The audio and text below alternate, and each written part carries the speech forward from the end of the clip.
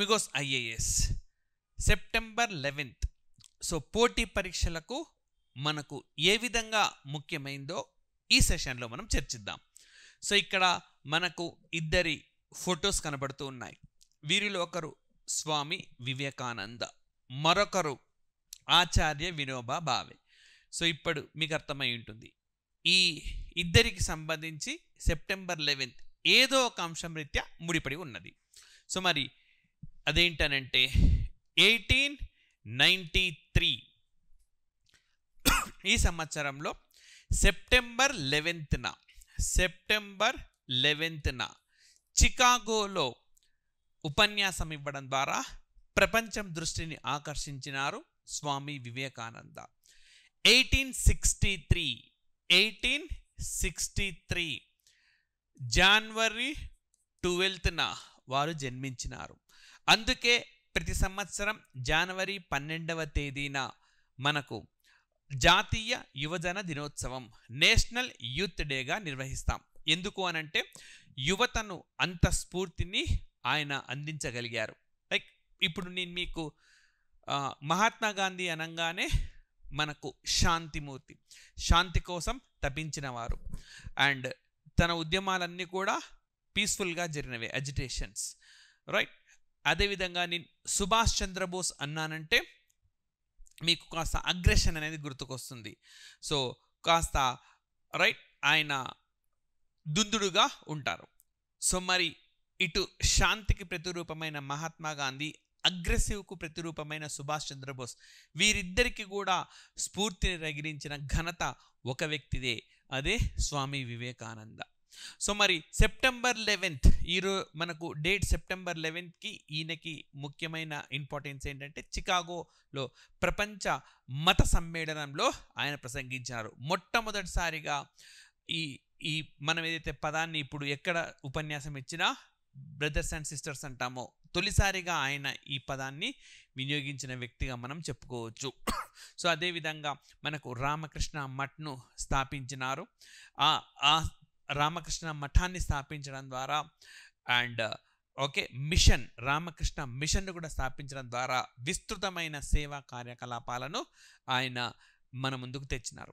At the same time ఈరోజు ప్రపంచంలోని ప్రతిష్టాత్మకమైన విద్యా సంస్థల్లో మనం ఒకటిగా చెప్పుకునే IISc, Indian institute of science, బెంగళూరులో ఉంటుంది. దీని స్థాపనకు కారణం ఎవరంటే స్వామి వివేకానంద. దీన్ని స్థాపించిన వారు ఎవరంటే మనకు జంషెడ్జీ టాటా. సో వీరిద్దరు కూడా ఒక ప్రయాణంలో కలుసుకున్నారు. ఆ ప్రయాణంలో వీరి మధ్య చర్చకు వచ్చిందనమాట. సో ఒక గొప్ప దేవాలయం కానీ ఆధ్యాత్మిక కేంద్రంగా నిర్మించాలనుకుంటున్నాను, సో ఏది నిర్మిస్తే బాగుంటుంది మీరు సలహా అంటే ఇవేవి కాదు, విద్యాలయం అన్నిటిని మించిన గొప్ప వ్యవస్థ. సో రైట్, మీరు రేపు పొద్దున విద్య గురించి ఏదైనా ఎస్సే రాయాల్సి వస్తే, లైక్ మనకు తెలంగాణలో అయితే ఎడ్యుకేషన్ చెప్పిన టాపిక్స్లో ఎడ్యుకేషన్ అనే టాపిక్ కూడా స్పష్టంగా పేర్కొన్నారు. సో విద్యకు సంబంధించిన టాపిక్ చెప్పాల్సి వస్తే దాని ప్రాధాన్యాన్ని ఏ విధంగా స్వామి వివేకానంద చెప్పారో మీరు ఉటంకించవచ్చు.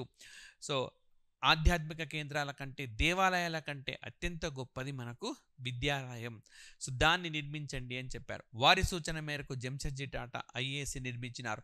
ఈరోజు మనకు అనేక వ్యవస్థలు ర్యాంకింగ్స్ అనేవి ఇస్తుంటాయి. ఆ ర్యాంకింగ్ ఇచ్చే వ్యవస్థలన్నీ కూడా రైట్ IAScకి ఖచ్చితంగా భారత్ నుంచి చోటు కల్పిస్తాయి. మరి ఈ మరి స్వామి వివేకానంద జన్మించింది 1863. ఆయన ఈ స్పీచ్ ఇచ్చింది ఎప్పుడు అనంటే 1893 సెప్టెంబర్ 11న ఈ ఉపన్యాసాన్ని ఇచ్చి ఆయన ప్రపంచాన్ని తన వైపు తిప్పుకోగలిగినారు. సో మరి ఈ 1893నే డ్యూరాండ్ రేఖకు సంబంధించిన డెవలప్మెంట్ అయిన సంవత్సరం. సో డ్యూరాండ్, భారతదేశాన్ని ఆఫ్ఘనిస్తాన్ను విడదీసే రేఖ ఏదంటే డ్యూరాండ్ రేఖ. అంటే ఒక రకంగా చెప్పాలంటే ఇవన్నీ భారత్లో భాగంగా ఉన్నాయి. సో ఆఫ్ఘనిస్తాన్ కావచ్చు, పాకిస్తాన్ కావచ్చు, నేపాల్ కావచ్చు, లేదా మయన్మార్ కావచ్చు, శ్రీలంక, ఇవన్నీ లైక్ మనకు దాదాపుగా 1815లో శ్రీలంకను విడదీశారు. 1816లో సగౌలి ఒప్పందం ద్వారా నేపాల్ని, 1893లో డ్యూరాండ్ రేఖ ద్వారా ఆఫ్ఘనిస్తాన్ 1935లో భారత్ మయన్మార్ను, ఆ తర్వాత రాట్లిఫ్ లైన్ ద్వారా భారత్ పాకిస్తాన్ అని వేరు చేశారు.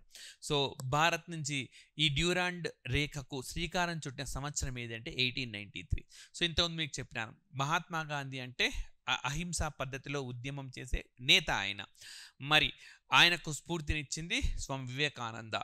మరి మహాత్మా గాంధీ నిజానికి ప్రత్యక్షంగా ఉద్యమాల్లోకి కారణము 1893లో జరిగింది. సో 1893లో ఆయనను ట్రైన్ నుంచి తోసేశారనమాట. సో ఇది ఎక్కడ జరిగిందంటే దక్షిణాఫ్రికాలో పీటర్ మార్టిన్స్బర్గ్ అనే ప్రాంతంలో ఈ సంఘటన జరిగింది. జాతి వివక్షకు వ్యతిరేకంగా ఆయన తన పోరాటాన్ని ప్రారంభించినారు. దక్షిణాఫ్రికాలో న్యాచురల్ ఇండియన్ కాంగ్రెస్ అనే దాన్ని ఏర్పాటు చేశారు. ఆనాటి నుంచి కూడా అప్రతిహితంగా కొనసాగింది. ఆయన తన మొట్టమొదటి సివిల్ డిస్ఒబీడియన్స్ మూవ్మెంట్ను కూడా, సహాయ నిరాకరణ ఉద్యమాన్ని కూడా ఈ సందర్భంగా ప్రారంభించినారు. ది 1893కి అత్యంత కీలకమైంది. అదేవిధంగా ఇదే 1893లో మనకు అనీ బెసెంట్ భారతదేశానికి వచ్చినారు ఆన్ పర్మనెంట్ బేసిస్, శాశ్వత ప్రాతిపదికన. సో ఇది ఓకే, ఐర్లాండ్ దేశస్తురాలైన ఈమె భారతదేశానికి వచ్చి ఆ తర్వాత బెనారస్ హిందూ యూనివర్సిటీ ఏర్పాటుకు పరోక్షంగా ఒక కారణంగా వారు నిలిచినారు. సో అదేవిధంగా ఐఎన్సి సమావేశాలకు నేతృత్వం వహించిన తొలి మహిళగా కూడా ఆమె ఒక గతం దక్కించుకున్నారు. ఐఎన్సి సమావేశాలకు నేతృత్వం వహించిన తొలి భారత మహిళ అంటే సరోజిని నాయుడు, కానీ తొలి మహిళ అంటే మాత్రం అనీ బెసెంట్ గానే చేయాల్సి ఉంటుంది. సో ఇది మనకు 1893 అనగానే స్వామి వివేకానంద ఇచ్చిన స్పీచ్ సెప్టెంబర్ 11న, 1893లో మహాత్మా గాంధీ జీవితం మలుపు తిప్పిన సంఘటన, అనీ బెసెంట్ భారతదేశానికి వచ్చిన సంఘటన, ఆఫ్ఘనిస్తాన్ భారత్ల మధ్య డ్యూరాండ్ రేఖకు సంబంధించిన ఘటన గుర్తుకు రావాలి. రైట్. సో మరి నెక్స్ట్ ఆచార్య వినోబా భావే. ఈయన 1895 సెప్టెంబర్ 11న జన్మించినారు. రైట్. సో 1982లో మరణించినారు. 1983లో భారతరత్న అవార్డును పొందినారు. మరి భారతరత్న అవార్డు వచ్చింది అని అంటే ఆయన గొప్ప మనిషి అయి ఉండాలి. రైట్. సో 1983లో ఈ అవార్డును పొందినారు. అండ్ భారతదేశం నుంచి మేక్సేసే అవార్డును పొందిన తొలి వ్యక్తి కూడా ఆయన. Is the first recipient of Magsaysay award. Philippines దేశం ఆసియా నోబెల్గా పేరున్న ఆ దేశం ఏర్పాటు చేసిన వెంటనే ఆ అవార్డు ఎవరికి దక్కింది అంటే ఆచార్య వినోబా భావేకు దక్కింది. సో అదేవిధంగా మరి ఆచార్య వినోబా భావేకి సంబంధించి మనకు పోటీ పరీక్షల్లో ఎలాంటి క్వశ్చన్స్ ఉంటాయి.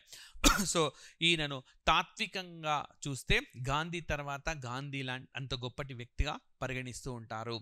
మరి 1940స్లో ఎప్పుడైతే రెండవ ప్రపంచ యుద్ధం జరుగుతుందో అప్పుడు భారతదేశాన్ని మచ్చిక చేసుకోవడం, రకరకాల ఆఫర్స్తో బ్రిటిష్ భారత్ ముందుకొచ్చింది.